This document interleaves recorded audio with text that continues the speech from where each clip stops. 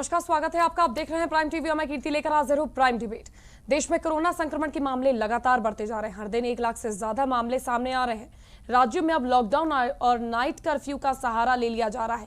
वहीं उत्तर प्रदेश में लखनऊ समेत कई जिलों में नाइट कर्फ्यू की घोषणा कर दी गई है। लोगों की लापरवाही जान पर भारी पड़ रही है। तो आज की चर्चा इसी पर हम करेंगे कि जिस कदर कोरोना के मामले बढ़ रहे हैं और सरकार जिस तरह लापरवाही सामने आ रही है, जिस तरह से प्राइवेट अस्पतालों में टेस्टिंग रोक दी गई है, इसको लेकर भी चर्चा करेंगे। लेकिन उससे पहले देखिए हमारी ये खास रिपोर्ट।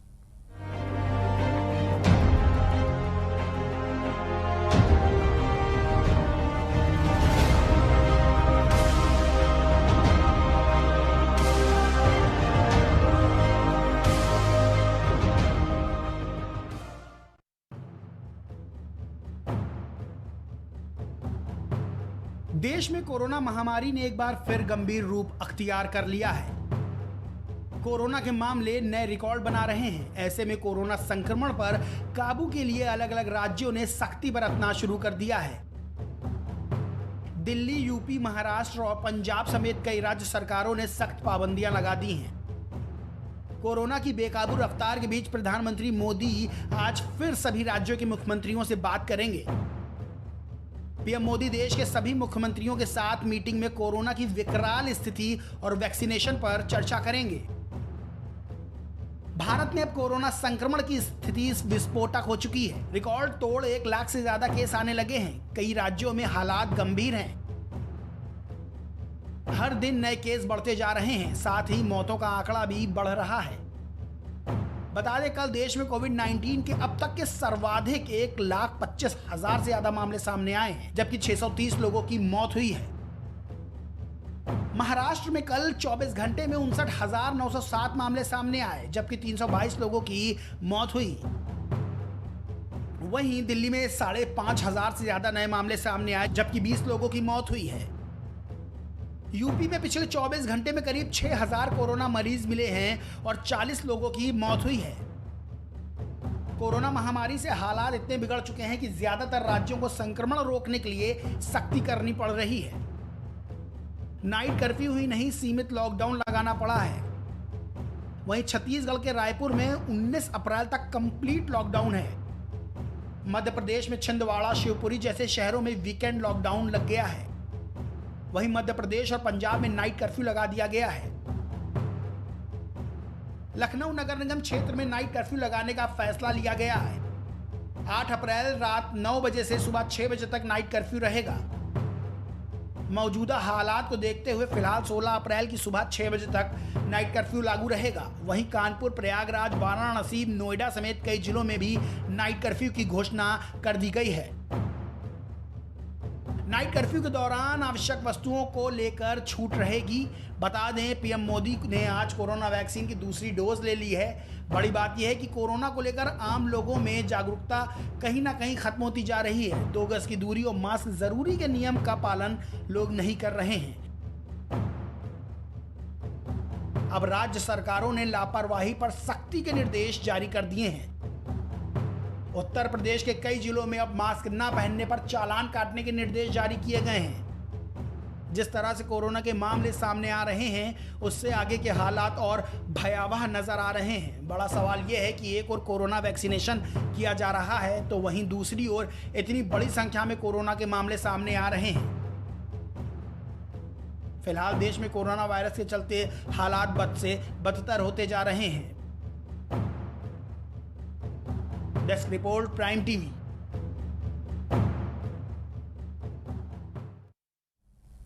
तो जिस तरह से हमने आपको दिखाया हमारी इस खास रिपोर्ट में कि किस तरह से जो हालात है वो दिन ब दिन बद से बदतर होते जा रहे हैं। लगातार लोगों की चिंताएं बढ़ती जा रही हैं। लोग अब तो घरों में दम तोड़ रहे हैं। कुछ ही सेकंड्स में लोग अपनी जान गंवा रहे हैं। लोगों को पता तक नहीं चल रहा है और आइसोलेट होने के बावजूद वो जान गंवा रहे हैं। और स्थिति इतनी खराब है कि जिसे सोच कर भी रूह कांप जाए। स्थिति इस कदर खराब है कि लोगों को बेड तक नहीं मुहैया हो पा रहे हैं। अस्पतालों में बेड फुल है। वहीं जिस तरह से सरकार हमारे पास सुविधा सारी है इसके दावे करती है, उसके विपरीत परिस्थितियां देखने को मिल रही है। तो इसी पर आज हम चर्चा करेंगे कि क्यों ये स्थिति इतनी खराब होती जा रही है और सरकार की तरफ से क्या कड़े कदम उठाए जा रहे हैं, इस पर भी हम चर्चा करेंगे। इस पर चर्चा करने के लिए आज हमारे साथ जो पैनल मौजूद है उसमें मौजूद है बीजेपी नेता केसी जैन, साथ ही साथ डॉक्टर आदर्श त्रिपाठी हमारे साथ मौजूद हैं डॉक्टर राजेश प्रजापति।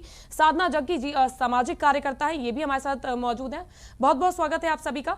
सबसे पहले मैं केसी जैन जी आप पर आना चाहूंगी। आपको क्या लगता है लखनऊ में जैसे हालात उत्पन्न हो रहे हैं ये बेहद चिंताजनक है और जिस तरह से लापरवाही बढ़ती जा रही है वो और भी ज्यादा चिंताजनक है, लेकिन क्या लगता है इमरजेंसी के टाइम पर चीजों को और सही ढंग से बढ़ाने की जरूरत नहीं है क्या सरकार को?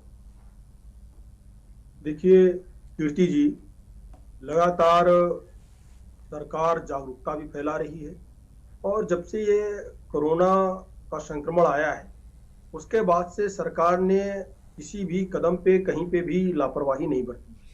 लगातार लोगों के अंदर जागरूकता फैलाना और हर एक कार्यक्रम के लिए परमिशन लेने के बाद में कार्यक्रम की अनुमति देना। साथ ही साथ अभी आप देखिए कि सरकार ने कई बार बीच में वो चाहे 8th तक के स्कूल हों या बच्चों के स्कूल हों या स्विमिंग पूल हों, उनको कई बार बीच में बंद करने का भी काम किया और साथ ही साथ जगह जगह पे पूरा सैनिटाइजेशन कराना और जनता के बीच में मास्क और सैनिटाइजर के उपयोग के लिए जागरूकता को बढ़ाना। कोरोना जांचें जो हैं उनमें लगातार वृद्धि करना कि जांच से चीजें स्पष्ट हो सकें और जांच में जो संक्रमित लोग हैं वो सामने आ सकें, जिससे कि अच्छे तरीके से इन चीजों को मैनेज किया जा सके और ये और अधिक संक्रमण ना फैलने पाए, उनका इलाज किया जा सके। साथ ही साथ वैक्सीनेशन का जो काम है वो भी सरकार लगातार बड़े पैमाने पे वैक्सीनेशन कर रही है। 8.5 करोड़ लोगों का टीकाकरण अब तक भारत देश में हो चुका है। तो चाहे केंद्र सरकार हो या उत्तर प्रदेश की सरकार हो और जो अन्य प्रदेशों में जो अन्य पार्टियों की भी सरकारें हैं उनका भी केंद्र सरकार लगातार सहयोग हर तरीके से कर रही है। लेकिन ये संक्रमण कहीं ना कहीं जनता के अंदर जो एक लापरवाही है, इतनी जागरूकता के बाद में भी आप देखिए ये जो बीच का दौर रहा वो कई सारे पर्वों का दौर रहा और इन पर्वों के दौर में बहुत ज्यादा शक्ति जो है जो होनी जो मतलब अपने आप लोगों के अंदर जागरूकता होनी चाहिए उसका कहीं ना कहीं अभाव दिखा। केसी जैन जी, सिर्फ क्या लोगों के अंदर, ठीक है, सिर्फ लोगों के अंदर लापरवाही है? आपने प्राइवेट अस्पतालों में टेस्टिंग क्यों बंद की है? देखिए कीर्ति जी, लगातार टेस्टिंग का काम जारी है और हमने आपसे बताया तो वही चीज पूछी जा रही है जिस दौर में टेस्टिंग ट्रैकिंग पर जोर देना चाहिए उस दौर पे आपने प्राइवेट अस्पतालों में टेस्टिंग रोक दी है। नहीं देखिए, 2 लाख से ज्यादा टेस्टिंग पर डे हो रही है उत्तर प्रदेश में ही। केवल अगर आप कल की डेट का देखिए तो 2 लाख टेस्टिंग हुई है। तो ऐसे में आंकड़ा जहां पहले 20,000 10,000 टेस्टिंग हो पा रही थी, अगर आज की संख्या उसकी बढ़ करके 2 लाख टेस्टिंग हो रही है तो एक बड़ी उपलब्धि है सरकार की। केसी जैन जी, मैं आपसे ये पूछ रही हूं प्राइवेट अस्पतालों में जिस समय पर जब सबसे पीक पर कोरोना था तब वहां पर 98,000 केसेस थे, तब प्राइवेट अस्पतालों में टेस्टिंग की अनिवार्यता को बढ़ाते हुए प्राइवेट अस्पतालों को इसके जोन में ला दिया गया था कि यहां पर टेस्टिंग होनी चाहिए ताकि टेस्टिंग का जो दायरा है वो बढ़ सके। तो जब पर डे 1 लाख केसेस आ रहे हैं, 1000 से ऊपर सिर्फ लखनऊ में मौजूद है केसेस, उस टाइम पर आपने प्राइवेट लेबोरेटरी को मना कर दिया टेस्टिंग करने के लिए। ऐसा क्यों किया गया है? मेरा सवाल ये है, कितनी टेस्टिंग हो रही है इस पर जोर नहीं पूछ रही हूं मैं। देखिए कीर्ति जी, जब आवश्यकता है, चूंकि अभी तक सरकार के पास संसाधन कम थे, सरकार अपने पास जो टेस्टिंग करा पा रही थी 10 से 20 से 50,000 तक टेस्टिंग करा पा रही थी, लेकिन सरकार ही अगर 2 लाख तक टेस्टिंग सरकार ही लगातार कर रही है और सारी सुविधाएं सरकार की तमाम सारे अन्य हॉस्पिटलों में दे रखी हैं, जहाँ पे पहले सुविधाएं नहीं थी वो सारी सुविधाएं उपलब्ध हैं। इन चीजों को ध्यान में रख करके देखिए, ये भी शिकायत आ रही थी कि प्राइवेट टेस्टिंग के नाम पर कहीं ना कहीं धन उगाही हो रही है। कहीं ये हो रहा है कि ये भी सूचनाएं मिली कि प्राइवेट टेस्टिंग में नेगेटिव देने के लिए लोग पैसा दे रहे हैं, पैसा ले रहे हैं। इन सारी चीजों को देखते हुए जिले स्तर पे इन टेस्टिंगों को बंद किया गया था, लेकिन आवश्यकता पड़ने पे प्राइवेट टेस्टिंग भी शुरू की जाएगी। लेकिन रिपोर्टों में गड़बड़ी तो आज भी सामने आ रही है केसी जैन जी। देखिए सरकार कहीं पॉजिटिव कहीं नेगेटिव, इसका खेल तो आज भी जारी है। कीर्ति जी, चूंकि सब संसाधन कम थे इसलिए प्राइवेट संस्थानों का सहारा टेस्टिंग के लिए लिया गया था, लेकिन आज जिस प्रकार से संसाधन है, जिस प्रकार से हमारे पास मेडिकल सुविधाएं हैं, स्टाफ है, संसाधन होने के बावजूद लोगों को बेड नसीब नहीं हो रहा है। देखिए कीर्ति जी, कि ये एक महामारी है और महामारी में जो आप स्वयं बता रहे हैं कि 1 लाख से ज्यादा अगर पर डे केसेस भारत देश में आ रहे हैं और अगर आप 10 दिन का आंकड़ा लगाएंगे तो 10 दिन में 10 लाख केसेस हो गए। अब 10 दिन में 10 लाख बेड की व्यवस्था तो नहीं हो सकती है, ये पूरे भारत की बात है। लेकिन हाँ, मैं वही बता रहा हूँ लेकिन जो होम इसमें ये भी है, आप कि जिन लखनऊ लोगों की को अगर सबको बात आवश्यकता करेंगे भी तो नहीं। 1000 केसेस आ रहे हैं और 1000 में से 60% जो है वो कीर्ति जी। होम आइसोलेट है। 40% लोगों तक के लिए बेड मुहैया नहीं हो पा रहे हैं, लोगों को सोर्स कीर्ति लगाना पड़ रहा है। नहीं, कीर्ति जी देखिए, जो व्यवस्थाएं हैं, व्यवस्थाओं को लगातार बढ़ाया जा रहा है। वर्तमान में 27,000 लोग संक्रमित हैं, जो है, और उसमें से 14,000 लोगों को जो होम आइसोलेशन में है, 500 लोग करीब प्राइवेट हॉस्पिटलों में है, बाकी लोग सरकारी हॉस्पिटलों में हैं। तो ऐसे में सरकार पूरी व्यवस्था, लगातार जो व्यवस्थाएं हैं उनको बढ़ा रही है, और कोविड हॉस्पिटल, कोविड बेड, लगातार उनकी व्यवस्थाएं हो रही है, उनके इंतजाम भी बढ़ाए जा रहे हैं। ये बात सही है कि कोरोना संक्रमण का जो म्यूटेशन होकर के नया रूप आया है, उसके वजह से केसेस की संख्या बढ़ रही है। लेकिन केसेस की संख्या बढ़ने का मतलब ये बिल्कुल नहीं है कि सरकार कहीं पे लापरवाह है, या सरकार जो संसाधन पहले से थे उन पे निर्भर है। सरकार संसाधनों को लगातार बढ़ा रही है, बजट भी जारी कर रही है। माननीय मुख्यमंत्री योगी आदित्यनाथ जी लगातार अधिकारियों से, मेडिकल स्टाफ से, मेडिकल से जुड़े अधिकारियों से लगातार वार्ता करके, और जो संसाधन है उनको बढ़ाया जा रहा है। अभी आप देखिए कि परसों ही माननीय मुख्यमंत्री जी ने अधिकारियों से साथ वार्ता करके लगभग उत्तर प्रदेश के करीब 24 जिलों में, खास करके वो चाहे नोएडा हो, गाजियाबाद हो या लखनऊ हो, तो इस तरीके से जो भी बड़े शहर हैं, इन सब में, आगरा हो, मेरठ हो, ठीक है। तो इन सारे बड़े शहरों में अतिरिक्त व्यवस्था करने के लिए जिला अधिकारियों को सीधे दिशा निर्देश दिया है। तो ये तमाम दावे, ठीक है केसीआर जी, पे सरकार दावे कर रही है, लेकिन हकीकत हमारी नजरों से भी छुपी नहीं है। जहां पे जरूरत हो कंटेनमेंट जोन भी बनाया जाए। बिल्कुल, सरकार ये बेशक दावे कर रही है, लेकिन हमारे सामने जो स्थितियां हैं वो बिल्कुल सच्चाई का पलटी नजर आती, जिस तरह से सरकारें दावा करती हैं। आदर्श जी, मैं आपसे जानना चाहूंगी, क्या लगता है, जिस तरह से केसी जैन जी कह रहे हैं कि बेडों की सुविधाएं उपलब्ध है, सब तैयारियां पूरी कर ली गई हैं, हर तरह से हम तैयार हैं, लेकिन 1300 केसेस आते हैं, 60% लोग अभी भी होम आइसोलेट है, 40% के लिए बेड मुहैया नहीं हो पा रहे हैं।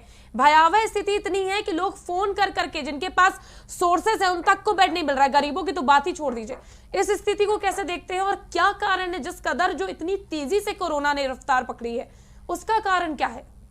कीर्ति जी, मैं बताना चाहूँगा कि एक्चुअली क्या है कि जिस हिसाब से दावे किए जा रहे थे कि व्यवस्थाएं जो है की जा रही हैं, लेकिन उस हिसाब से अगर आज बात करें तो बहुत से ऐसे लोग हैं जिनको बेड मुहैया नहीं हो पा रहे हैं। उसके पीछे रीज़न ये है कि जो प्राइवेट टेस्टिंग और प्राइवेट हॉस्पिटलों का जो सहारा सरकार को लेना चाहिए था, वहाँ पे वो लग रही है कि नाकाम हो रही है। मैंने जैसे पिछले उसमें बताया था कि अगर प्राइवेट हॉस्पिटलों को अर्थराइज कर दिया जाए कि आपको 20 से 30% कोरोना पेशेंट्स जो हैं उनको लेना ही लेना हो, अनिवार्य है। अगर इसमें उनका सहयोग लिया जाए तो काफ़ी हद तक वो जो लोग बाहर इधर उधर घूम रहे हैं, उनको नहीं बेड मिल पा रहे हैं, बहुत से लोग घर में ही आइसोलेट हो रहे हैं और आइसोलेट होते होते दम भी तोड़ रहे हैं अपनी, क्योंकि उनको प्रॉपर ट्रीटमेंट नहीं मिल पा रहा है। और प्रॉपर ट्रीटमेंट तभी मिल पाएगा जब वो डॉक्टर के अंडरटेकिंग में होंगे। और इसकी तेजी से बढ़ती हुई जो रफ्तार है वो बहुत ही संग्रहित हो रही। अगर हम बात करें महाराष्ट्र में 60,000, पहली बार ऐसा आज की डेट में रिकॉर्ड तोड़ के हुआ है कि 1 लाख से ऊपर जो है केसेस निकले, जिसमें से 60,000 महाराष्ट्र में केवल जो है पाए गए हैं। इसको कंट्रोल करने के लिए अगर सरकार ने जो प्राइवेट लैब्स हैं, प्राइवेट हॉस्पिटल्स हैं, इनका सहारा, मतलब उसे सहारा क्या, एक आदेश पारित करना पड़ेगा, और ताकि वहां पे जो बहुत से ऐसे लोग हैं, भाई बड़े लोग हैं जिनको सोर्स के द्वारा बेड मुहैया हो भी पा रहे हैं, लेकिन जो छोटे लोग हैं वो ऐसे ही आज भी उनको बेड मुहैया नहीं हो पा रहे हैं, तो उस जगह पे अगर प्राइवेट हॉस्पिटलों का सहारा लिया जाए तो काफी हद तक इस समस्या का कंट्रोल किया जा सकता है। बिल्कुल, लेकिन ये हमारा डिबेट करने बना, जिस तरह से मैं लगातार इस पर कोट कर रही हूं कि स्थिति बहुत भयावह है, ये डराने का मकसद नहीं है, लेकिन अगर आप सच में, अगर आपके किसी अपने को ये चीज होती है और आप आज की स्थिति अगर देखेंगे तो लोगों को ये समझने की जरूरत है कि आज ना बेड मिल पा रहे हैं, ना वो स्थिति है जिस पर लोगों को दवाई बताई जा रही है, ना उन्हें फोन कॉल किए जा रहे हैं, ना उनकी हालत पूछी जा रही है। जिनको कोरोना हो रहा है सरकार के लिए हो रहे, हमारे तक मत आई ये स्थिति।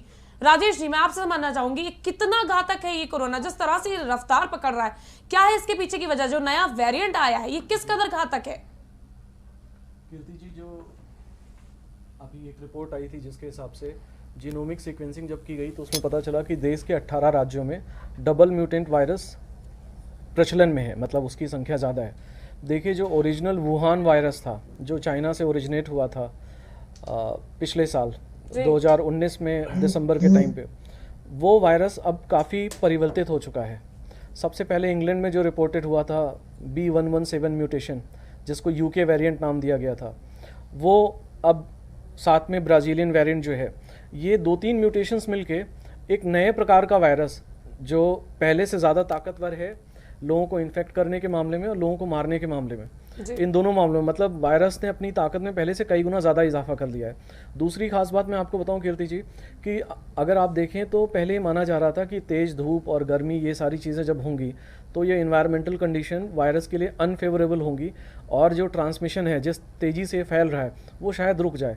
लेकिन जिस प्रकार से हमने पिछले कुछ 1-2 हफ्तों में देखा है कि हमारा ट्रेंड बढ़ता ही जा रहा है और आज पूरे विश्व में भारत कोरोना कैपिटल बन चुका है। कहीं राजेश जी, हाँ मैं माफ कीजिएगा, मैं आपको टोकरी, कहीं ये उल्टा हम लोग तो नहीं सोच रहे थे कि गर्मियों के टाइम पर कोरोना कम घातक होता है सर्दियों में, लेकिन जिस तरह से हमने देखा सर्दियों में कहीं ना कहीं ये चीज बिल्कुल कोरोना से लोग एक तरह से भूल ही गए थे, लापरवाह हो गए थे उसको लेकर कि ऐसा कुछ है ही नहीं। उसके बाद जैसे ही मार्च का फिर से स्टार्ट हुआ महीना लगा, फिर से जो केसेस में एकदम से उछाल आया है। जी बिल्कुल ठीक कह रही हैं आप, ये केसेस काफ़ी हद तक कंट्रोल हो गए थे, लेकिन ये जो नया वेरिएंट है, जो म्यूटेंट वायरस है, इसने बहुत तेज़ी से, क्योंकि ये म्यूटेंट जो वायरस है ये पहले ओरिजिनेट यूके में हुआ था, ब्रिटेन में हुआ था। अनफॉर्चुनेटली जो एयर ट्रेवल है वो ब्रिटेन से हमारा काफ़ी दिनों तक चलता रहा, बहुत लेट में हमने उसको ब्लॉक किया, तब तक ये वायरस, हमारे जो म्यूटेंट वायरस है, ये इंडिया में आ चुका है। और आज की डेट में पंजाब में जो 80% मामले आ रहे हैं खासकर, वो इसी म्यूटेंट यूके वेरिएंट के हैं। महाराष्ट्र की अगर हम बात करें तो महाराष्ट्र में एक डिफरेंट स्ट्रेन है जिसको हम लोग पुणे स्ट्रेन बोलते हैं, वो प्रचलन में है, जिसकी वजह से अभी बहुत तेज़ी से महाराष्ट्र में केसेस का नंबर बढ़ा है और 60,000 के आसपास केसेस आ रहे हैं। कीर्ति जी, अगर मैं बात करूं पूरे भारत की, तो भारत बहुत बड़ा देश है। महाराष्ट्र का एक अपना अलग साइकिल है जो अभी अपने पीक पे है। नेक्स्ट जो नंबर है ये दिल्ली का आने वाला है और इसके बाद हमारे उत्तर प्रदेश का। तो जिस हिसाब से नंबर ऑफ केसेस बढ़ रहे हैं, इसमें कोई हैरानी की बात नहीं। आने वाले 15-20 दिनों में, हो सकता है 1 महीने तक, ये नंबर और बढ़ें जी। जो सबसे ज़रूरी बात ये है वो ये है कि हमारी जो मॉर्टेलिटी है, नंबर ऑफ डेथ्स, वो हम कम करके रखें। मतलब बहुत सारी ऐसी जानें होंगी जिनको अगर हम सही समय पे इलाज दें, ऑक्सीजन दे दें, सिर्फ ऑक्सीजन दे दें और प्रॉपर केयर दे दें, तो हम उन जानों को बचा सकते हैं। और अगर हमने अपना वैक्सीनेशन प्रोग्राम, अनफॉर्चुनेटली बहुत स्लो है, मुझे लगता नहीं कि जयंत साहब मेरी बात को समझेंगे या उस पर एग्री करना चाहेंगे, लेकिन जिस प्रकार से हमने एक बहुत बड़ा टाइम वेस्ट किया, और अगर आप कल का जो सीरम इंस्टीट्यूट ऑफ इंडिया के पूनावाला साहब हैं उनका स्टेटमेंट सुने, तो उनका कहना था कि अगर हमें 3,000 करोड़ सरकार दे भी देती है तो भी हमें वैक्सीन प्रोडक्शन डबल करने में या बढ़ाने में जून तक का समय लग जाएगा। तब तक तो पूरी की पूरी जो सेकेंड वेव है ऑलमोस्ट ओवर हो चुकी है। तो आप ये कह रहे हैं ना कहीं कि वैक्सीन प्रोडक्शन करने में उन्हें दिक्कत आ रही है, लेकिन भारत को वैक्सीन ना मुहैया करा के और देशों को भेजी जा रही है। कहीं ना कहीं ये जो पॉइंट है आप जो कह रही हैं। और राजेश जी, आप ये भी देखिए ना कि भारत में जहां निर्यात हो रहा है इसका, जहां विकसित की जा रही है वैक्सीन, वहां पर 4 कुछ लोगों को वैक्सीन लगी है, और यूरोप में जहां पर भेजी गई है वहां पे 25% लोगों को वैक्सीन की डोज दे दी जा चुकी है। हमारे यहाँ अभी भी जो 60 से ऊपर हैं, इनका वैक्सीनेशन का परसेंटेज बहुत कम है। देखिए कीर्ति जी, ये वायरल इन्फेक्शन है, इससे हमें जो हाई रिस्क ग्रुप था, जो हमारे एल्डरलीज हैं जिनकी उम्र 60 साल से ऊपर है, साथ में जिन लोगों को और बीमारियां भी हैं, वो हाई रिस्क ग्रुप था, उसे हमें बचाना था। क्योंकि वैसे भी अगर हम देखें मॉर्टेलिटी के हिसाब से, तो भारत में हमारे यहाँ मॉर्टेलिटी 1% से भी कम रही है। तो हमें मुख्य रूप से जो हमारा टारगेट पॉपुलेशन था वही था, हम उसको वैक्सीनेशन से काफ़ी हद तक प्रोटेक्ट कर सकते थे। लेकिन ये जो स्ट्रैटेजी है वैक्सीनेशन वाली, इसमें कई सारे गलत फैसले किए गए जो नहीं किए जाने चाहिए थे, और जिनका दुष्परिणाम लोगों को अपनी जान गंवा के देना पड़ेगा। ठीक है, साधना जग्गी जी, आप एक सामाजिक कार्यकर्ता है, समाज में रहकर आप परिस्थितियों को देख रही होंगी। क्या जिस तरह की तैयारियां सरकार के द्वारा की जा रही हैं, क्या आप उनसे संतुष्ट हैं?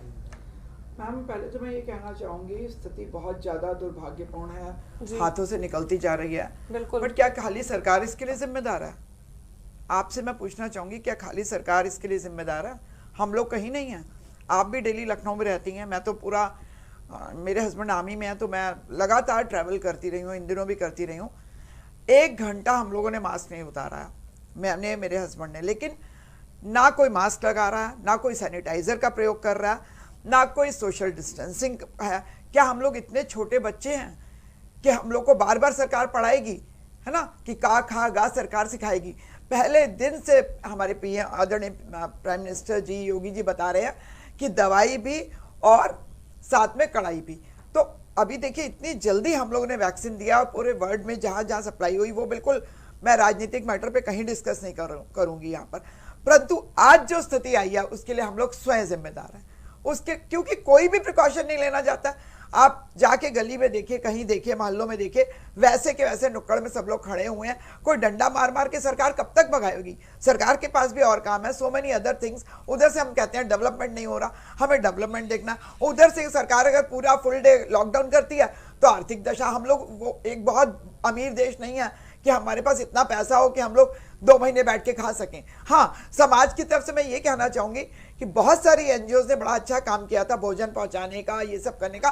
तो हम लोग कैंप लगा के लोगों को फिर से एक बार जागरूकता क्यों नहीं ला रहे हैं? एक तो सच हम लोग बहुत ज्यादा है, हमारी पॉपुलेशन बहुत ज्यादा है, वी आर टू मैनी।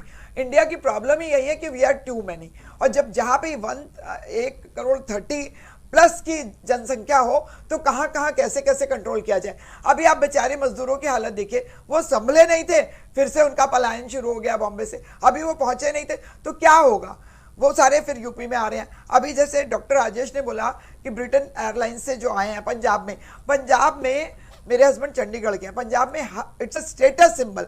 हर घर से अब बूढ़े बूढ़े ही रह गए, हर घर के बच्चे बाहर जाना चाहते हैं। कहाँ जाना चाहते हैं? कनाडा, यूके, यूएस तो कम है। तो वहां से उनका जब पलायन हो रहा है तो वो ये स्ट्रेन लेके आ रहे हैं। तो वहां से जब नया ये वायरस, अभी जो इट्स ए वायरस कभी जाता नहीं है। तो जो हमारी स्थिति, जो हम बैक आए थे नॉर्मल पर और कितना अच्छा लग रहा था, सारे फंक्शन शुरू हो गए थे, लग रहा था कि जिंदगी पटरी पर आ जाएगी। आज तो इतनी भयंकर स्थिति पैदा हो गई है कि जो पिछली बार थी उससे भी ज्यादा भयानक। साधना जी, ये वही लापरवाही का नतीजा है कि हम बेफिक्र हो गए थे कि कोरोना खत्म हो गया है, लेकिन एक वायरस कभी नहीं मरता है। वायरस वो अपने आप को और मजबूती से उजागर करके एक बार फिर से आप पर हमला करता है। ये सच्चाई है वायरस की, और ये मैं लगातार अपनी डिबेटों में बताती आई हूँ कि वायरस कभी भी खत्म नहीं होता है। और ये लोगों को समझने की जरूरत है कि वायरस एक ऐसा चीज है जो कभी मरता ही नहीं, चाहे आप कुछ भी कर लीजिए, वो और ही अपने आप को मल्टीप्लाई करता है। सरकार ने सैनिटाइजर बांटे, सरकार ने एक एक गली में सैनिटाइजर हो रहा है, ब्लीचिंग पाउडर का छिड़काव हो रहा है, इससे ज्यादा सरकार से आप क्या एक्सपेक्ट करेंगे? लेकिन आप ये मानेंगी ना कि हमारी मानसिकता लोगों की ये भी तो है कि जब तक सरकार बोलती नहीं है तब तक हम समझते नहीं है। तो अगर वो बोलने पर समझे तो एक बार कठोरता से या प्यार से आप तो आज लॉकडाउन लग तो गया, इवन लखनऊ में भी लग गया, और मास्क ना पहनने पे पूरे के पूरे चालान है, वो सब आप। लेकिन साधना जी, जो लेकिन समाज को भी तो उसमें कार्य करना, देखिए हाथ में मिला के कार्य करना, समाज का भी योगदान है और सामाजिक संस्थाओं का भी योगदान है और सरकार का भी, है ना। हम 100% सरकार को दोष नहीं देंगे, बिल्कुल नहीं दे सकते। ये मैं हमेशा से कहती आई हूँ। और स्पेशली योगी जी, मैंने खुद लोग बंधु में बिना किसी सोर्स के एक फोन पे हजारों लोगों को एडमिट कराया पिछले वाले जब वेव आई थी, और सुनिए, और डेली उनको फॉलो अप किया जाता था हॉस्पिटल से। मतलब एक साधारण नागरिक की बात कर रही हूँ मैं, कोई वीआईपी मैं फिर कह रही हूँ साधना जी, मैंने इससे पहले वाली डिबेट में भी कहा था हमारे साथ ये चीज है कि इस समय सबसे बड़ी वैक्सीन हमारे लिए मास्क और हमारा हाथ धुलना है। बिल्कुल, हमें समय समय पर उस पर ध्यान देना है, और अगर हम उसको करते रहते तो हमें शायद तक इस कोरोना से हम ये स्थिति नहीं आएगी। लेकिन लोग इतना चिंता से दूर हो गए थे। लेकिन आप ये कहीं ना कहीं तो मानेंगे साधना जगदीश, जिस पर सरकार लगातार अपनी पीठ थपथपाती आ रही कि हमने पूरी तैयारियां कर ली हैं, लेकिन जो आज जो स्थिति है, लोगों को बेड नहीं मिल पा रहे हैं, कतारें लगी हुई हैं एक अब अंतिम संस्कार के लिए। आज कांग्रेस महासचिव प्रियंका गांधी ने ये ट्वीट भी किया कि जो उत्तर प्रदेश की हालत है, लखनऊ में सिर्फ 1000 केसेस आ रहे हैं, लेकिन लाइनें लगी हुई हैं कतारों में, लोगों के अंतिम संस्कार नहीं हो पा रहे हैं, बेड नहीं मिल पा रहे, और वो स्थिति दूर नहीं होगी मुझे लगता है जब सीएमओ को लखनऊ के हटा दिया जाए। केसी जैन जी, अगर आप सुन रहे हैं तो इस पर प्लीज कार्रवाई करवाइएगा, क्योंकि सीएमओ का फोन ही नहीं उठता है। लोग फोन पर फोन करते हैं, बेड के लिए फोन करते हैं, जिनके बड़े बड़े जो स्कोप है शायद तक उन्हें बेड मिल पा रहा होगा, लेकिन स्थिति ऐसी है कि बेड नहीं मिल रहा। साधना जी, बिल्कुल मैं आपकी बात से यहाँ पर सहमत हूँ, परंतु मैं भी आपके चैनल में आई हूँ, आपका चैनल पूरी तरह सैनिटाइज है और आपको बधाई देना चाहूंगी, बहुत सफाई है। परंतु ये देखिए, ये सब मैं साथ में लेके आई हूँ, छोटा सैनिटाइजर लेके आई हूँ, जहां मैं बैठी हूँ वहां मैंने खुद को सैनिटाइज किया। तो अपनी सुरक्षा अपने हाथ हम लोग क्यों नहीं कर रहे हैं? क्यों नहीं कर रहे हैं? मतलब मैं खाली अपनी बात नहीं कर रही है, मैं सबकी बात कर रही हूँ। सरकार ने छोटे छोटे सैनिटाइजर, मैंने खुद देखा है हर गली में बांटते हुए, वो सैनिटाइजर कहाँ गए, क्या किया लोगों ने, उसको यूज किया नहीं किया। और साबुन कितने का आता है? सिर्फ 10 रुपए, सिर्फ 10 रुपए का बड़ा लाइफ बॉय आप लीजिए और उससे अच्छी तरह हाथ धोइए। और 1-1 रुपए के 2-2 रुपए आपके, हम लोगों ने लाखों मास्क लोगों को बनाते देखा है। जो घर में जो कपड़े वेस्ट हैं उनसे आप मास्क बनाइए, कवर करिए और आप अपना 80% प्रोटेक्शन आपका वहीं हो जाता है। फिर 20% जो प्रॉब्लम रह जाएगी वो बहुत अनफॉर्चुनेट लोग होंगे जिनके ऊपर आएगी, जिनके लिए सरकार भी तैयार। आप देखिए वेंटिलेटर हमारे यहाँ नहीं थे, एकदम से वेंटिलेटर का हम लोगों ने कितनी लार्ज स्केल पे हुआ है उत्पादन, आपको भी पता है। उसके बाद आप सेकंड चीज देखिए, वैक्सीनेशन में वी आर द बेस्ट। हमने सबसे पहले हमने वैक्सीनेशन दिया और हमारे वैक्सीनेशन, जिसने वैक्सीनेशन लगाया बेशक उनको कोरोना हो रहा है, कभी भी सरकार ने ये नहीं कहा था कि जो वैक्सीनेशन लगाएगा वो 100% सिक्योर है, बट 60% वो लोग बचे हुए हैं और उनको जो कोरोना हो रहा है उस कोरोना में और जिन्होंने वैक्सीनेशन नहीं लिया उस कोरोना में काफी डिफरेंस है। सो उसकी जो मोर्टेलिटी है वो बहुत कम है और उसकी बहुत ज्यादा है। तो ये चीज अब हमें सबको वैक्सीनेट करना, एज ग्रुप नहीं देखना, जिसके लिए मेरे ख्याल हमारे माननीय सीएम जो हैं आदरणीय योगीनाथ जी इस लाइन पे कार्य कर रहे हैं और खुद बहुत अच्छे से पहले तो कंट्रोल हुआ था, but it's a virus and लोगों के दिमाग में डालना है कि वायरस कभी नहीं जाता है।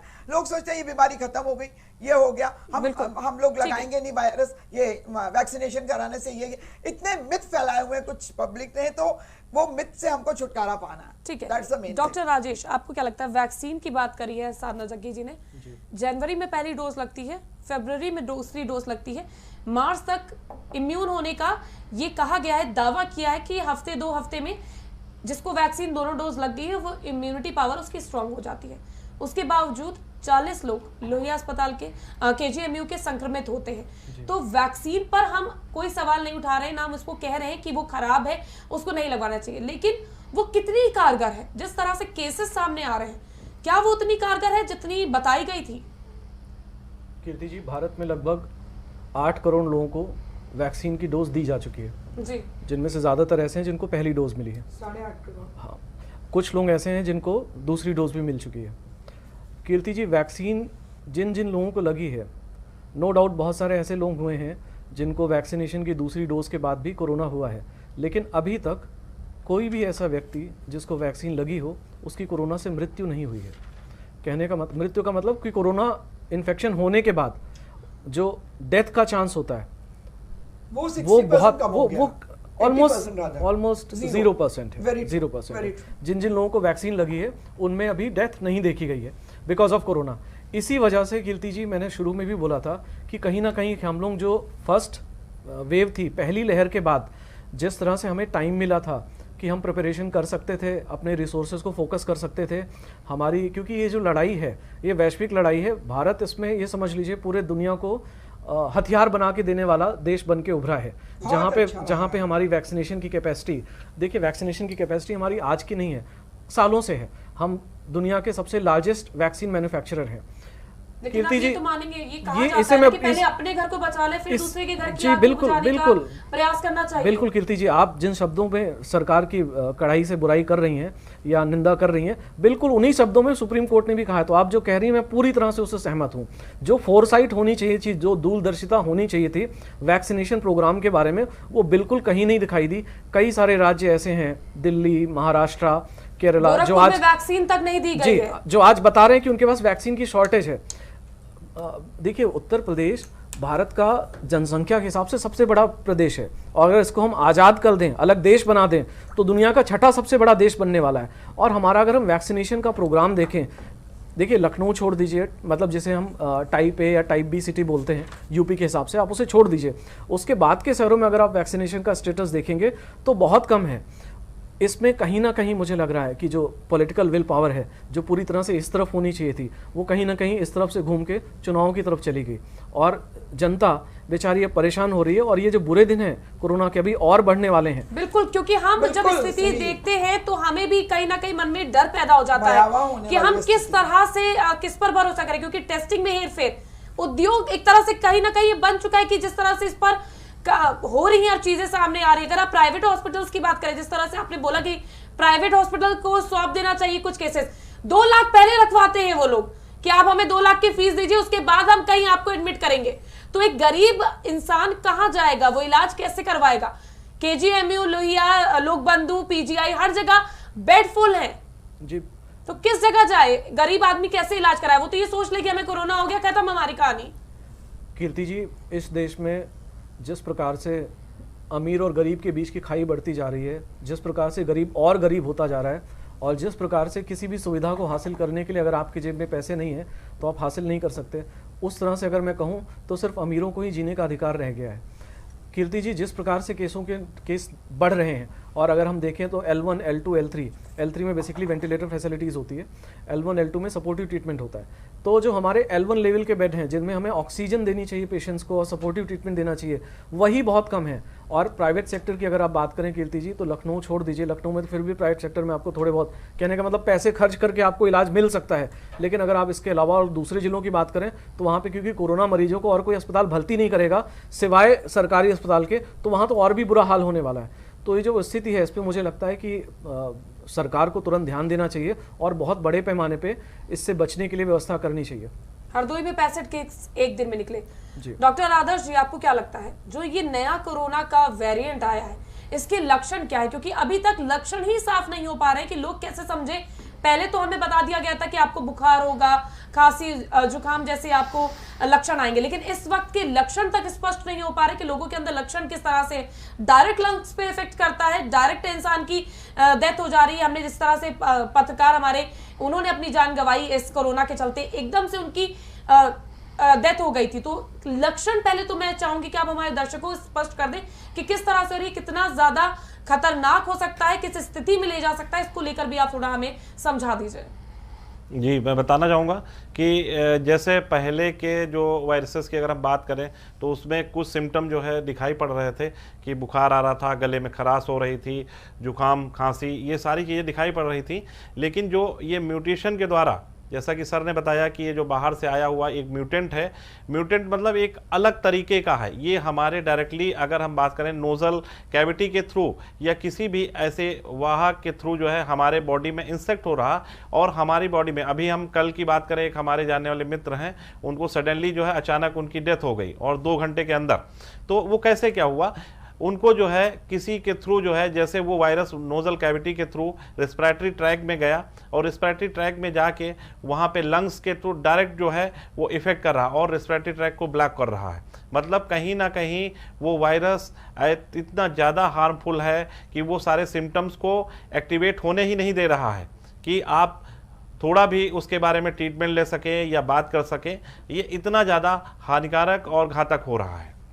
बिल्कुल, यही घातक, इस कदर ये घातक है, इसीलिए मैं आपसे इस पर पूछना चाहती हूँ, क्योंकि कहीं ना कहीं मैं अपने दर्शकों को ये बताना चाहती हूँ कि ये जो वायरस है ये अपने आप को और स्ट्रॉन्ग करके सामने उजागर हुआ है। आपको वक्त भी नहीं पता चलेगा और ये आपकी कब जान ले लेगा, आपके जो जानने वाले, क्योंकि ऑलरेडी हम 2021 में जो हमने 2020 में हमने जिस तरह से देखा था कि किस तरह से कोरोना ने हमारे जानने वालों की, किसी के माँ, बेटे, बाप, सबकी जाने ली है। तो हम नहीं चाहते कि हम वो स्थिति फिर से उत्पन्न हो, हालांकि वहीं पर हम जा रहे हैं। तो इससे पहले कि हम वो स्थिति को क्रॉस करते हुए और ज्यादा भयावह स्थिति हो, हमें अपनी जिम्मेदारी से मास्क पहनना चाहिए और सैनिटाइज करना चाहिए। केसी जैन जी, हमारी राजधानी लगातार खतरे की ओर बढ़ रही है, इस पर चिंता करने की जरूरत है, इस पर कदम उठाने की जरूरत है, इस पर तत्काल प्रभाव से सरकार को एक्शन लेने की जरूरत है। कीर्ति जी, देखिए, पहली बात तो यह है कि सरकार ने नाइट लॉकडाउन लखनऊ में कर दिया है। लखनऊ के साथ साथ और भी कई बड़े शहरों में लॉकडाउन करने का काम, नाइट लॉकडाउन करने का काम सरकार ने ये इसीलिए किया है जिससे कि नाइट में लॉकडाउन के बाद में सड़कों को, बसों को, और जो स्टाफ इस तरीके के हैं, इस तरीके के स्पॉट्स हैं जहाँ पे कोरोना का खतरा फैलने का सबसे ज्यादा खतरा रहता है, उन स्थानों को सैनिटाइज किया जा सके। साथ ही साथ हमको बीच में 12 घंटे का, 14 घंटे का टाइम मिल जाए जिससे कि वहां पे वो संक्रमण तुरंत फैलने भी ना पाए और जो सैनिटाइजेशन हो उसका असर लंबे समय तक रहे। दूसरी बात यह है कि ठेले वाले, खुंचे वाले या सड़क के किनारे जो चाट के ठेले लगते हैं, वहां पे जो भीड़ लगती है, वहां पे भी मास्क का, सैनिटाइजर के लिए दिशा निर्देश जारी किए गए हैं और कूड़े के निस्तारण के लिए भी दिशा निर्देश सीधे सीधे जारी किए गए हैं।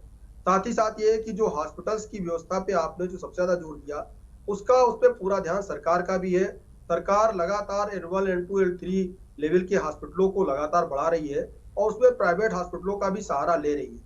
बेड्स जो है उनकी संख्या प्रतिदिन जो है 100-200 बेडों की व्यवस्था अतिरिक्त सरकार कर रही है और उसके लिए हर तरीके के दिशा निर्देश भी जारी किए। सरकार ने बजट भी अतिरिक्त जारी किया है और ये भी कहा है कि मेडिकल सुविधाओं के लिए किसी भी तरीके से माननीय मुख्यमंत्री योगी आदित्यनाथ जी ने अधिकारियों के साथ बैठक में ये चीज स्पष्ट की है कि किसी भी तरीके की मेडिकल सुविधाओं के लिए पैसे की कमी नहीं होने दी जाएगी। ठीक है, अभी बात हो रही क्या है प्राइवेट, ठीक है, एक सेकंड, मैं आपको माफ कर रही हूँ, मैं आपको टोक रही हूँ, माफ कीजिएगा मुझे, लेकिन क्या जैसे प्राइवेट स्कूलों के लिए फीस माफी की सरकार ने लगातार दावे किए थे और बात की थी, क्या उसी तरह से प्राइवेट अस्पतालों में भी जिस तरह से धन उगाही के लिए ये 2 लाख रुपए, 5 लाख रुपए का इलाज, इसकी जो चीजें हैं इस पर भी सरकार से दावे करेगी? हेलो केसी जान जी, आपको आवाज आ रही है? हेलो, ठीक है, केसी जान जी को शायद तक हमारी आवाज नहीं आ पा रही। जी मिल रही, ठीक है। केसी जान जी, मैं ये पूछ रही थी आपसे कि जैसे प्राइवेट स्कूलों के लिए फीस माफी पर सरकार ने तमाम दावे किए थे, क्या उसी तरह प्राइवेट अस्पतालों में बेड बढ़ाने के बाद जिस तरह से उनकी महंगी फीसें हैं कोरोना को लेकर, उनकी जो प्राइवेट अस्पतालों की जो मोटी रकमें हैं, क्या उस पर भी सरकार सिर्फ दावे करेगी या उस पर एक निर्धारित रखा जाएगा कुछ फीस का दायरा? कीर्ति जी, देखिए, इसके पहले भी जब कोविड की पहली लहर आई थी तब भी ये शिकायत मिली थी कि 1-1 लाख रुपए पर डे के हिसाब से प्राइवेट हॉस्पिटल धन की वसूली कर रहे हैं और ये बात सही कहीं पे सही भी पाई गई। लेकिन उसके बाद में हॉस्पिटलों पे कार्रवाई करने के साथ साथ एक निश्चित किया गया कि देखिए, ऑक्सीजन का चार्ज इतना, बेड का चार्ज इतना और कुल मिलाकर के 10,000 रुपए पर डे के से ज्यादा आप जो कोविड पेशेंट है उनसे आप इससे ज्यादा नहीं ले सकते। और उसके बाद में शिकायत करने पे उन हॉस्पिटलों पे कार्रवाई भी की गई, लेकिन हॉस्पिटलों के अंदर भी चेतना आई कि उनके हॉस्पिटल कहीं सीज ना हो जाए और जो मेडिकल की सुविधाएं वो अभी तक लोगों को दे रहे हैं या मेडिकल का उनका जो कारोबार, अब तो कारोबार बन गया है मेडिकल का, तो वो कहीं बंद ना हो जाए। तो ऐसे में सरकार ने पूरी शक्ति से वहां पे काम किया और वो शक्ति अब भी जारी रहेगी।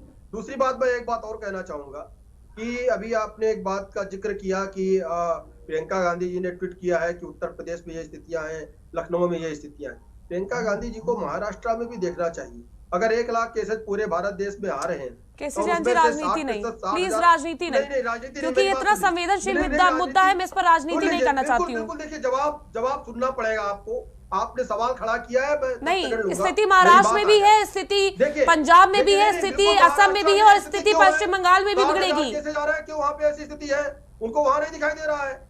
फिर मैंने कहा स्थिति पंजाब में भी है, स्थिति असम में भी है, पुडुचेरी में भी है, जहाँ रैलियां हो रही हैं। लखनऊ में चिता रही, लखनऊ में जहाँ सबसे अच्छी व्यवस्था है वहां पे चिता रही हैं और जहाँ पे 60,000 केसेस आ रहे हैं वहां पे नहीं चिता रही हैं। यही समाजवादी पार्टी के मुखिया, यही प्रियंका गांधी लगातार कह रहे थे। फिर मैं केसी जान जी आपसे माफी चाहती हूँ, लेकिन मैं इस मुद्दे पर राजनीति करने के मूड में नहीं हूँ। कर रही है तो क्या होगा? नहीं, प्लीज, मैं इस तरह के जवाब की उम्मीद नहीं रखती हूँ कि आप इस तरह के जवाब दीजिए। लॉकडाउन क्यों लगा दिया? हमारी जनता यहाँ पर राजनीति देखने के लिए नहीं बैठी हुई इस मुद्दे पर। नहीं, सुनिए, लापरवाही किसने पैदा की? देखिए, जो हमारा नेता होता है, जिसको हम आदर्श मानते हैं, उसकी बातों को जनता फॉलो करती है, उसके आदर्शों को जनता यही बोला था मैंने। ऐसे में जिसको फॉलो करती है उसको सामने आके ये चीज बोलना चाहिए। जी, बात खत्म हो जाती। वहां पे प्रियंका गांधी ने क्या ट्वीट किया, किस तरह की स्थिति, क्योंकि स्थिति वो है। या अखिलेश यादव जी ने कहा ये भारतीय जनता पार्टी की वैक्सीन है, हम तो नहीं लगवाएंगे वैक्सीन। ये आप क्या कर रहे हैं? ये आप भ्रम पैदा कर रहे हैं ना। अरे कुछ तो आपके समर्थक हैं, 1 लाख 2 लाख 10 लाख कुछ आपके समर्थक हैं, उनके बीच में आप मैसेज क्या देना चाहते हैं? वो बेहद निंदा योग्य है जिस तरह से उन्होंने वो बयान दिया था। केसी जैन जी, वो बेहद निंदा योग्य है उन्होंने जिस तरह से बयान दिया था, लेकिन इस समय आप भी वही काम कर रहे हैं। आपको स्थिति किस तरह से खराब हो रही है, हमारी राजधानी खतरे में है, हमें उसे बचाना है, हमारे लोगों की जानों को बचाना है। कीर्ति जी, मैं तुलना नहीं कर रहा हूं, मैं वही बात कह रहा हूं कि जो नेता होते हैं, नेता का मतलब ये है कि आपको जो लोग आदर्श मानते हैं, आपकी बातों को लोग फॉलो करते हैं। आप वो बात कहेंगी, वो बात मैं कहूंगा। यही चीज मैं कहना चाह रही हूँ। अगर मैं राजनीतिक मुद्दे पर आऊंगी तो असम, पश्चिम बंगाल में जिस तरह से रैलियां हो रही, उस पर भी सवाल खड़े होंगे। फिर केसी जैन जी, सुन लीजिए, मेरी बात भी आ जाए। आपके सवाल आ गए, मैं कुछ गलत नहीं बोल रहा हूँ, मेरी बात तो सुनिए। मैं क्या कहना क्या चाहता हूँ, आधी बात का अर्थ अलग होता है, पूरी बात का अर्थ अलग होता है। मैं वही कह रहा हूँ कि देखिए, जो भी जनप्रतिनिधि हैं, जो भी नेता है, नेता मतलब जनप्रतिनिधि, और आपको जनता ने चुन करके भेजा है। जनता जो है अपनी जान की लड़ाई लड़ रहा है, जोखिम उठा रहा है। ऐसे में आपको ऐसे दिशा निर्देश देने चाहिए, ऐसी बातें करनी चाहिए, चाहे जिस पार्टी का रहता हो, चाहे भाजपा का हो, सपा का हो, कांग्रेस का हो, जिससे कि इस महामारी से हम लड़ सके। उनको ये दिशा निर्देश देना चाहिए, ये बात अपने जनता से कहना चाहिए कि मास्क और सैनिटाइजर का उपयोग ज्यादा से ज्यादा आप करें। ये लड़ाई कोविड से है, ये लड़ाई किसी पार्टी से नहीं है, ये लड़ाई तो बीमारी से है। और बीमारी में किसी भी पार्टी का हो, किसी पार्टी के नेता को देख करके बीमारी थोड़ा पकड़ेगी, बीमारी किसी को भी हो सकती है। इसलिए उनको इस तरीके के बयान बिल्कुल नहीं देना चाहिए कि आप वैक्सीन केसी जैन जी, उन्होंने ये ट्वीट किया है कि योगी आदित्यनाथ किसी पॉजिटिव व्यक्ति के संपर्क में आने के बावजूद भी वो रैलियां कर रहे हैं, उनका ट्वीट ये था। तो कहीं ना कहीं ये दावा होगा उनका, तब उन्होंने इस चीज का ट्वीट किया। नहीं आई है पॉजिटिव, कुछ लोगों की आई है। जिन लोगों की पॉजिटिव जांच आई है वो लोग उन लोगों को बिल्कुल जो है वो लोग घर में आइसोलेट हैं, ऑफिस में आइसोलेट हैं, उनको आइसोलेशन में रखा गया है। देखिए, मैं इस चीज में माफ कीजिएगा, लेकिन मैं इस चीज में प्रियंका गांधी की तारीफ करना चाहूंगी, क्योंकि जिस तरह से वो पॉजिटिव के संपर्क में आने के बाद, अपनी रिपोर्ट नेगेटिव आने के बाद, उन्होंने असम का दौरा कैंसिल कर दिया था। उन्होंने साफ तौर पर मना कर दिया था कि मैं कैंसिल कर रही हूँ असम का दौरा और मैं कुछ दिन के लिए क्वारंटाइन रहूंगी। ठीक है राजेश, देखिए हमारे संगठन महामंत्री उत्तर प्रदेश के माननीय सुनील बंसल जी संक्रमित हुए हैं और वो कहीं पे रैली नहीं कर रहे। इसके पहले भी चुनाव थे, इसके पहले माननीय मंत्री ब्रजेश पाठक ही संक्रमित हुए थे, वो भी आइसोलेशन में थे। तो देखिए, ये तो स्वयं की जिम्मेदारी है, स्वयं की जीवन की रक्षा भी करनी है, साथ ही साथ आम जनता के जीवन की रक्षा भी करनी है। ये तो नेताओं की मुख्य जिम्मेदारी है और ये संविधान भी उनको ये शपथ दिलाता है कि आप आम जनता के प्रति, आम जनता के अधिकारों के प्रति थैंक यू केसी जैन जी। ठीक है, उनके लिए काम करेंगे। ठीक है केसी जैन जी। राजेश जी, आप कुछ बोलना चाह रहे हैं, लेकिन मैं आपसे एक और सवाल कर लेती हूँ और अपनी बात को आप कंप्लीट भी करिएगा। रात के लॉकडाउन की बात करी है इन्होंने, नाइट कर्फ्यू की बात करी है। जब जनता कुछ नहीं कर रही होती है तब नाइट कर्फ्यू लगाया जा रहा है।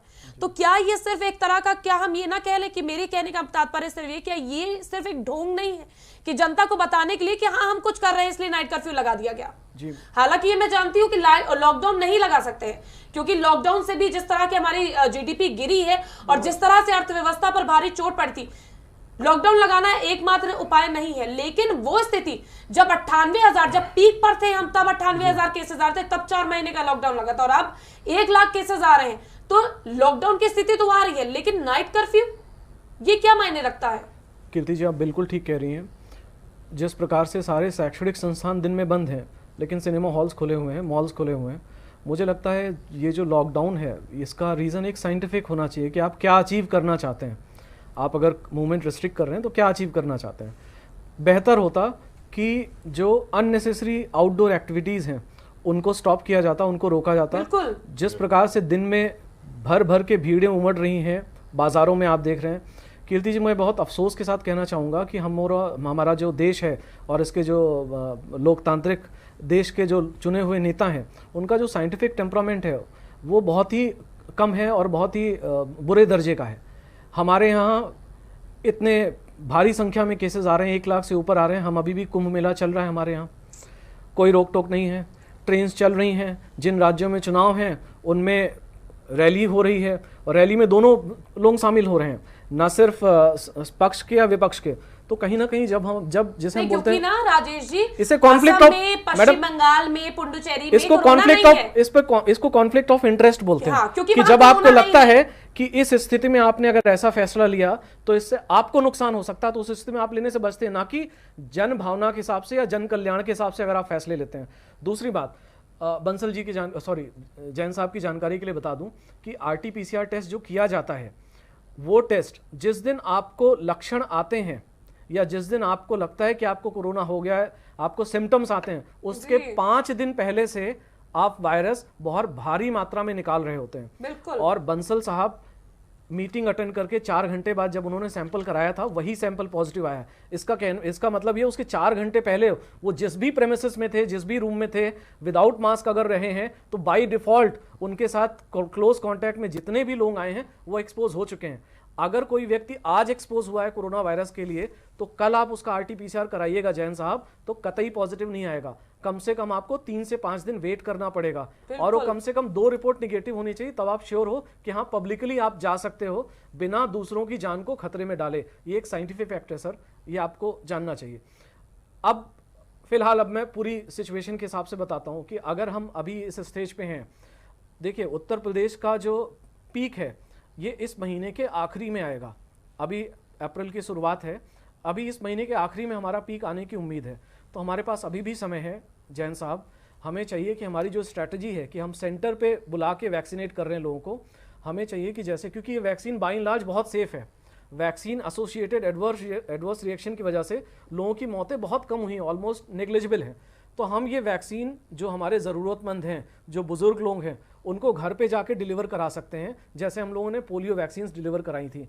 साथ में जो हमारे फ्रंट लाइन वर्कर्स हैं जो रह गए हैं उनको, और कोई भी व्यक्ति जो 40 साल से ऊपर का है उसको वैक्सीनेशन कराना चाहिए। साथ ही साथ मेरा मानना ये भी है, क्यों नहीं वैक्सीन सबके लिए उपलब्ध करा देते। ये प्रेजेंट की बात है जैन साहब। प्राइवेट में वो खुद जाके करवा लेगा। 250 रुपए की वैक्सीन की पहली डोज है, वो अगर चाहता होगा, इसके मन में इच्छा होगी तो करवा लेगा वैक्सीन जाके। और जिस प्रकार से हमारा वैक्सीनेशन का भी प्रेजेंट स्टेटस है, अगर हम जो हमारी कंपनीज हैं जैसे सीरम इंस्टीट्यूट ऑफ इंडिया है या भारत बायोटेक है, इनको फाइनेंशियल सपोर्ट देते हैं। देखिए सरकार एक वैक्सीन का 200 रुपए ऑलरेडी पे कर रही है उसको जी, तो आप उसी पैसे को एडवांस के फॉर्म में देके उनका वैक्सीन बनाने की कैपेसिटी एनहांस कर सकते हैं, ताकि ज़्यादा से ज़्यादा लोगों को वैक्सीनेट करके हम उनकी जान बचा सकें। बिल्कुल सही बात बोली आपने राजेश जी, और मुझे भी लगता है कि वैक्सीनेशन पर जोर देना चाहिए और पहले अपने घर का बचाव कर ले, फिर दूसरे के घर पे हम जाकर उन्हें भी प्रोटेक्ट करने की पूरी हमारी, ये तो हमारे संविधान में रहा है, हमारे अंदर यह बचपन से हमें सिखाया गया है कि औरों के लिए भी करो, लेकिन पहले खुद को तो संभाल ले, पहले खुद के घर को तो सेव कर ले, उसके बाद हम औरों पर जाते हैं तो हमें अच्छा लगेगा। क्या लगता है आपको डॉक्टर आदर्श जी कि किस तरह से हालात सुधरेंगे? हम बताना चाहेंगे, जैसे हम प्राइवेट नर्सिंग होमों की बात कर रहे थे, आपने जैसे बताया कि वहाँ की बहुत महंगी महंगी फीसें होती हैं, 1 लाख रुपए पर डे का भी बहुत पड़ता है। अगर सरकार अपने एक प्रतिनिधि रखे कि वो हर एक हॉस्पिटल पे रहेगा, जैसे इस सरकार के पास बहुत से लोग हैं, इतने फालतू इधर उधर घूमते रहते हैं, और एक प्रतिनिधि के लिए रख दे कि वो पूरा जो है उस हॉस्पिटल को मॉनिटरिंग करेगा और पूरा जो है हेड ऑफिस को वो उसको इन्फॉर्म करेगा। ऐसे अगर सारे हॉस्पिटलों में कर दिया जाए कि वहाँ पे क्या हो रहा है, फीस कितनी ली जा रही है, कितना पैसा लिया जा रहा है, और जो सरकार अपने पास से दवाएं, ऑक्सीजन सारी उपलब्ध करा सकती है वो अपने स्वास्थ्य से मुहैया कराए, और बाकी जो हॉस्पिटल से आ रहा है वो हॉस्पिटल का, तो दोनों लोग मिलके अगर इस मुद्दे पर बात करें तो उसको जो है काफी हद तक जो है इससे राहत पाई जा सकती है। बिल्कुल आप इसकी बात कर रहे हैं, हालांकि अभी तो टेस्टिंग में ही नहीं पता चलता है, कहीं 1600 फीस है, कहीं 2500 फीस है टेस्टिंग RT-PCR की, कहीं कितनी है, कहीं पॉजिटिव आता है, KGMU में जो नेगेटिव आता है। अभी के केसेस ये सामने आए हैं इस तरह के कि अगर एक जगह टेस्ट कराया वहां नेगेटिव, एक जगह कराया पॉजिटिव, तो लोग इस वजह से नहीं करा रहे कि अरे ये तो पॉजिटिव निकाल देंगे मेरा, मैं कराऊंगा ही नहीं। लोग तो इस डर से भी नहीं करा रहे हैं आदर्श जी। देखिए ऐसा है कि अगर हम बात करें, कुछ ऐसी भ्रांतियां लोगों में हैं, लेकिन क्योंकि ये हर आदमी के सामने जो है पहली बार जो आज टेस्टिंग कर रहे हैं उनके लिए भी एक नया चैलेंजिंग है, उनको भी पहली बार जो है उस चीज़ का जो है टेस्टिंग करना पड़ा है, और वो चीज़ें धीरे धीरे क्लियर हो रही हैं। और अब हमारे यहाँ के लोगों को, वैज्ञानिकों को और पैथोलॉजिस्टों को ये कंफर्म हो चुका है कि ये किस टाइप से दिखता है और टेस्टिंग में पॉजिटिव और निगेटिव क्या है। जो डिफ्रेंसिएशन पहले रहते थे अब वो ज़्यादातर नहीं रह गए हैं, लेकिन इसमें अगर प्राइवेट लैब्स और सारी चीज़ों को इंक्लूड जैसे किया गया था, अगर वो फिर से लाया जाए तो हम काफ़ी हद तक, क्योंकि अब जिस हिसाब से टेस्टिंग पहले हो रही थी उस हिसाब से टेस्टिंग नहीं हो रही है। बहुत से लोग पता करते हैं भैया टेस्टिंग कहाँ पे हो रही है, नहीं लोगों को पता है, ठीक है, तो इसलिए उनको जो है लापरवाही कर जाते हैं कभी कभी। इस टाइप के टेस्टिंग के कैंप लगाने चाहिए, जिसको टेस्टिंग कराना होगा वो टेस्टिंग करा लेगा और अपने आप को उस चीज से बचाया जा सकता है। बिल्कुल। साधना जग्गी जी, क्या लगता है आपको? आप ये चीज कह रही थी कि हालत सही है, योगी सरकार ने कहीं ना कहीं कदम उठाए हैं, बिल्कुल उठाए हैं, लेकिन अभी जो हम स्थिति देख रहे हैं, प्राइवेट लेबोरेटरी को टेस्टिंग के लिए मना कर दिया है। ये क्यों मना किया गया? जिस समय पे हमें टेस्टिंग ट्रैकिंग पर सबसे ज्यादा जोर देना, उस टाइम पर आपने प्राइवेट अस्पतालों में टेस्टिंग रोक दी है। सरकारी में करा रहे हैं, उसमें भी सीमा, इतनी ज्यादा लोगों की कतारें लग चुकी हैं कि लोग परेशान हो चुके हैं। 2-2 दिन में टेस्ट रिपोर्ट्स आ रही हैं, उस 2 दिन में वो कितने लोगों से मिल रहे हैं, किस तरह की स्थिति होगी, और खतरनाक स्थिति में जा सकते हैं। तो अरेंजमेंट्स को कहीं ना कहीं बढ़ाना चाहिए, ट्रैकिंग टेस्टिंग पर जोर देना चाहिए और जो प्राइवेट लेबोरेटरी को बंद कर दिया गया है ये कह के कि वहां पर कुछ रिजल्ट आ रहे हैं, धन उगाही कर रहे हैं, तो उस पर नजर बना के रखनी चाहिए। बिल्कुल सही कह रही हैं आप। प्राइवेट जो लैब्स हैं वहाँ पे पॉजिटिव रिजल्ट्स भी दे जा रहे हैं, मैनिपुलेट भी हो रहा था, इसीलिए सरकार ने उसको बंद किया। परंतु कैंप्स लगा के, बीच में तो पूरी जगह कैंप्स लगे हुए थे, हम लोग बिल्कुल एक इतनी अच्छी जगह आ गए थे कि पूरा वर्ल्ड हमारा एग्जाम्पल दे रहा था कि भारत ने जिस तरीके से, इवन अपना अमेरिका ने हमारी तारीफ की कि जिस तरीके से भारत ने हम कोरोना को कंट्रोल किया, कहीं नहीं हुआ। परंतु यहाँ पर मैं ये कहना चाहूंगी, चैरिटी बिगिंस एट होम। सबसे पहले हम स्वयं को देखें, फिर हम अपने परिवार को देखें, फिर हम अपने आसपास की गली मोहल्ले को देखें। अगर हम यहाँ से शुरू करते हैं, और हमारा देश जो है नेचुरोपैथ आयुर्वेद का देश है, मैंने खुद नेचुरोपैथ और आयुर्वेद किया हुआ है, तो मैं यहाँ दर्शकों को ये बताना चाहूँगी कि जैसे कि अभी डॉक्टर साहब ने कहा कि हमारे नाक से डायरेक्ट वायरस जा रहा है और लंग्स पर सीधा जा रहा है, तो अगर हम लोग हर डेली जो व्यक्ति बाहर जा रहा है 2 बार वो स्टीम ले ले, 150-150 रुपए के स्टीमर आते हैं मार्केट में, 200-200 रुपए के स्टीमर है जिनकी बस आपने प्लग किया और आपके अंदर स्टीम चली जाती है, वो ले लें। उसमें थोड़ा सा विक्स डाल दें, हल्दी का पानी आप नॉर्मल पानी की जगह हल्दी का पानी लीजिए, आप देखिए वायरस नहीं जाएगा। मतलब मैं कुछ चीजें ऐसी बता रही हूँ, आई एम नॉट मतलब बहुत अच्छी चीजें आप बता रही हैं। और बीटाडाइन 5% का अगर आपका मार्केट में अवेलेबल है, अदरवाइज आप बड़ी लेना चाहें 215 रुपए की वो शीशी आती है बीटाडाइन की, जिसको आप पानी में 2 ड्रॉप्स डालिए गर्म पानी के, और जब आप रात में जाइए उसके गार्गल कर लीजिए, आपको 60 to 70% प्रोटेक्शन मिल जाएगा बीटाडाइन से। जल नेती आप करें तो उसमें आधा ड्रॉप, जल नेती तो सभी को आती है, वो आप आधा ड्रॉप उसमें डालिए बीटाडाइन का और उससे जल नेती कर लीजिए। और यहाँ पे मैंने ये पाया है कि आपकी रामदेव का जो किट है वो बहुत इफेक्टिव है। नोज में अगर हम लोग डेली ऑयल डाल लें, आइदर इट्स बादाम रोगन या रामदेव वाला ऑयल है या षडबिंदु के नाम से हमारे आयुर्वेद में ऑयल आता है, 1-1 ड्रॉप, तो आपका जो वायरस है वो आगे नहीं बढ़ेगा। तो मैं तो अपने दर्शकों को यही कहना चाहूंगी, हर टाइम सैनिटाइजर लेके चले, क्योंकि देखिए आप घर भी नहीं बैठ सकते, आपको अपना परिवार भी चलाना है। फालतू की सोशलाइजिंग नहीं होनी चाहिए, बिल्कुल भी नहीं होनी चाहिए, उस पर पूरी तरह बैन होना चाहिए। सिर्फ जो लाइवलीहुड के लिए हम लोग कर रहे हैं वो हमारे लिए अलाउ होना चाहिए, और जहाँ पे जैसे जो भी संस्थान है इंक्लूडिंग एवरीथिंग, वहाँ पे स्ट्रिक्टली जैसा हमारे डॉक्टर साहब ने कहा कि सरकार का प्रतिनिधि रहे और वो जांच करे। प्राइवेट हॉस्पिटल पे मैं जैन साहब से रिक्वेस्ट करना चाहूँगी कि सरकार की तरफ से एक प्रतिनिधि बिठाया जाए, और जो मतलब हमारी बहुत सारे ऐसे लोग हैं जो स्वयंसेवी हैं, जो ये सेवा देना चाहते हैं, जो ये जांच करें कि क्लाइंट से, क्योंकि जागरूकता नहीं है। जब आदमी को, जो गरीब व्यक्ति को कोरोना पता चलता है, बस ही उसको वो अपना दिमाग की सोचने की शक्ति तक गवा बैठता है कि कोरोना हो गया, आगे क्या होगा मेरा, फंड्स मेरे पास नहीं है, जेवर तक बेच देता है। तो वहां पर अगर कंट्रोल हो जाए, तो उनके पास आखिरी उपाय जेवर बेचने का है, तो वो उसको भी बेच के कर लेकर बिल्कुल सही। तो वहां, लेकिन वहां पे उसका वो चीज सक्सेस होनी चाहिए, क्योंकि अपनी जान सबसे प्यारी है, अपने बच्चे की, अपनी पत्नी की, अपने परिवार की, अपने पति की, अपने माँ बाप की। और नई जनरेशन को मैं ये कहना चाहूंगी, जो बिना मास्क के घूम रहे हैं, उनको नहीं होगा, उनकी इम्यूनिटी बहुत स्ट्रांग है, परंतु वो अपने पेरेंट्स के लिए देखें और अपने छोटे बच्चों के लिए देखें, ताकि उनको ना हो। हम लोगों को यहाँ पे जागरूकता कैंप चलाने बहुत आवश्यक है, सरकार के साथ और समाज के साथ और स्वयंसेवी संस्थाओं के साथ हाथ में हाथ मिला के चलना आवश्यक है।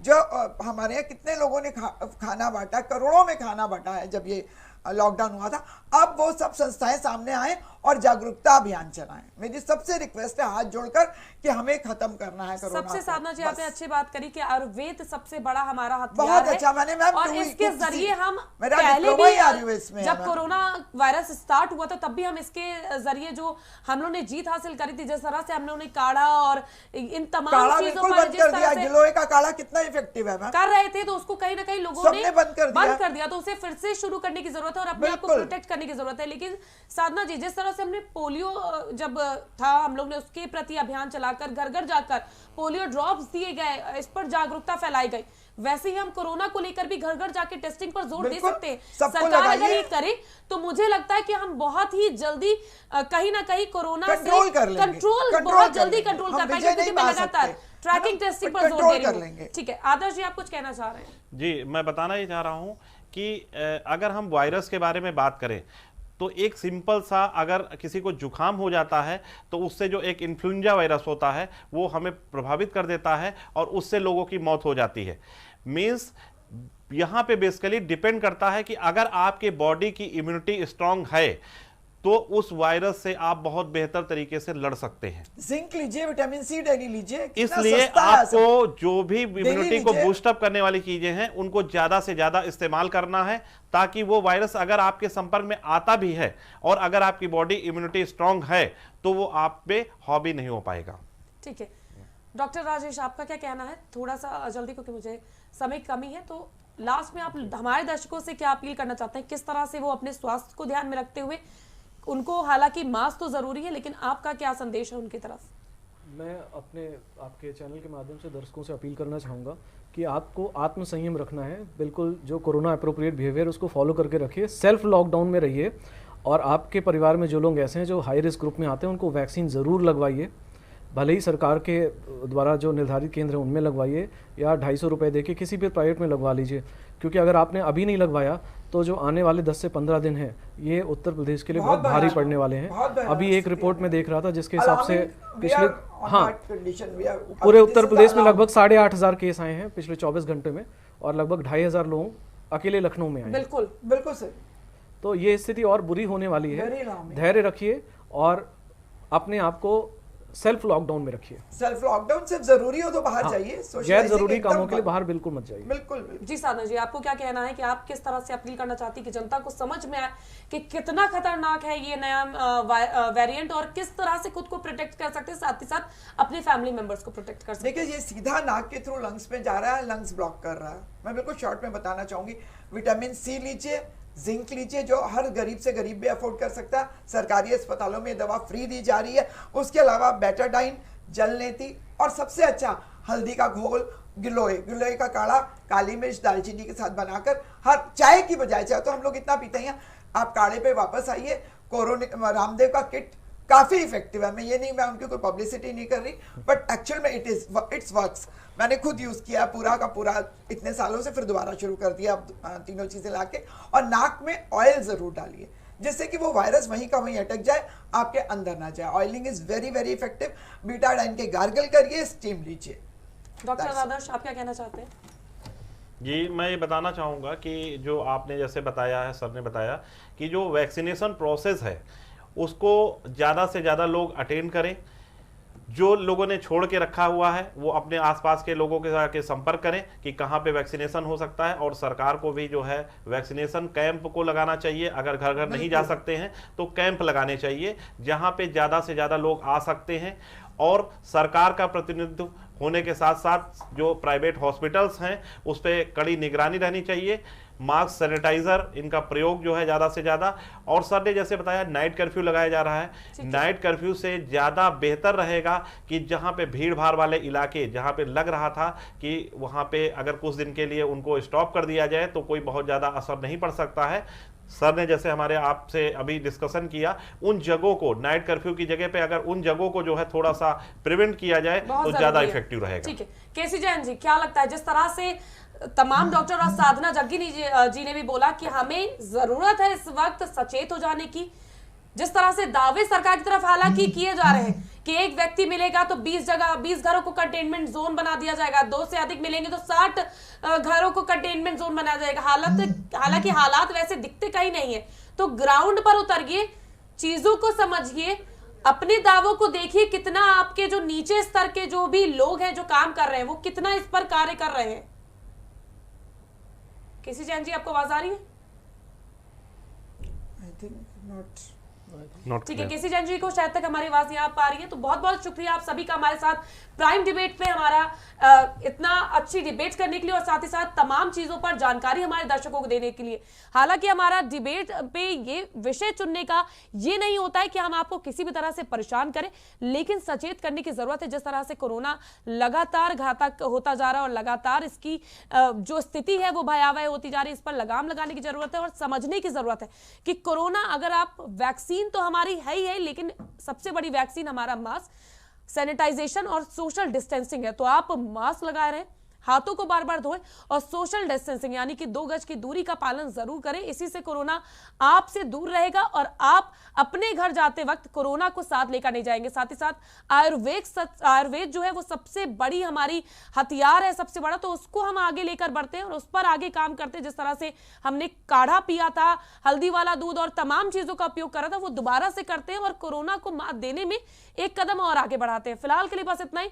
मैं आप सबसे अपील करूंगी कि आप मास्क जरूर पहने और सैनिटाइज करते रहें। हम फिर हाजिर होंगे देश और दुनिया की तमाम खास खबरों के साथ। आप कहीं मत जाइए, देखते रहिए प्राइम टीवी।